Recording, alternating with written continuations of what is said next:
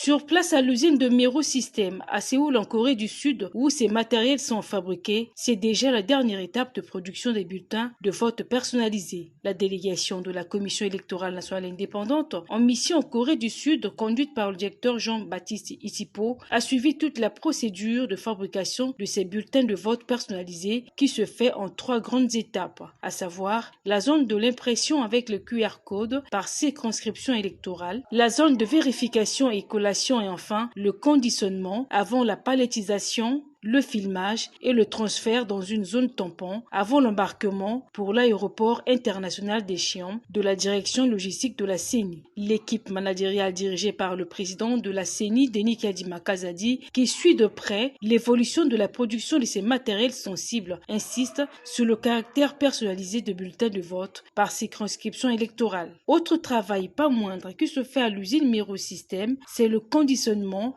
des bulletins de vote personnalisés avec des étiquettes